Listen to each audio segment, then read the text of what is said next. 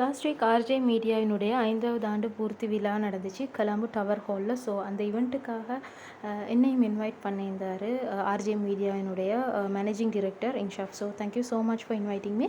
Event ரொம்ப கிராண்டாக சக்ஸஸ்ஃபுல்லாக முடிஞ்சிச்சு. ஸோ ஈவெண்ட் முடிஞ்ச கையோட ரொம்ப நைட் ஆகிட்டு அப்படின்றதுனால ஈவெண்ட் முடிஞ்சதோடு நான் என்ன பண்ணேன் அப்படின்ட்டு சொன்னால், பீச் பக்கமாக சின்னதாக ஒரு காற்று வாங்கலாம் அப்படின்ட்டு சொல்லி கிளம்பிட்டேன். ஸோ அங்கேருந்து 2-3 கிளிக்ஸோட டின்னர் நைட் அவுட். ஸோ இந்த இடம் உங்களுக்கு எந்த இடம்னு சொல்லி எல்லாருக்கும் தெரியும். ஸோ அதை நான் நீங்கள் மென்ஷன் பண்ணலை.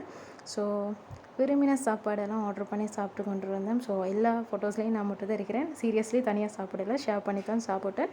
அண்ட் அங்கே டின்னர் முடிகிறதோட வீட்டுக்கு கிளம்பிட்டேன். அண்ட் நெக்ஸ்ட் டே மார்னிங் இலங்கை ஒளிபரப்பு கொடுத்தாபுரத்துக்கு விசிட் பண்ணியிருந்தேன். ஸோ அங்கே போய் அஜய் ரலீம் சார் இருந்தார், இலங்கை கந்தரட்டை முஸ்லீம் சேவையினுடைய பொறுப்பாளர். ஸோ அவரையும் மீட் பண்ணக்கூடிய ஒரு சான்ஸ் கிடச்சிச்சு. அந்த இடத்துலேருந்து அப்படியே யூட்டர்ன் அடித்து கிளம்பும் போது இந்த இடத்த உங்கள் எல்லாருக்கும் தெரியும். ஸோ பலமுறை போயிட்டு இருந்தாலும் கூட தேசத்தின் பிதா நின்று கொண்டு இருக்கக்குள்ள அவருக்கு ஒரு அட்டெண்டன்ஸ் போடாமல் போக முடியலை. ஸோ அந்த இடத்தையும் போய் சுற்றி பார்த்து கொண்டு இருந்தேன். ஸோ நான் இந்த முறை நோட் பண்ண ஒரு விஷயம் என்னென்னு சொன்னால், அங்கே 28 பெயிண்டிங்ஸ், அதாவது ஓவியங்கள் இருந்துச்சு. அந்த 28 ஹிஸ்டாரிக்கல் ஈவெண்ட்ஸ், வரலாற்று நடந்த சம்பவங்களை விஸ்தரிக்கக்கூடியதாக இருந்துச்சு. ஸோ எக்ஸாக்டாக எனக்கு என்னென்ன ஈவெண்ட்ஸ்ன்னு சொல்லி தெரியாது. ஸோ அது தெரிஞ்சால் கட்டாயம் கமெண்ட் பண்ணுங்கள்.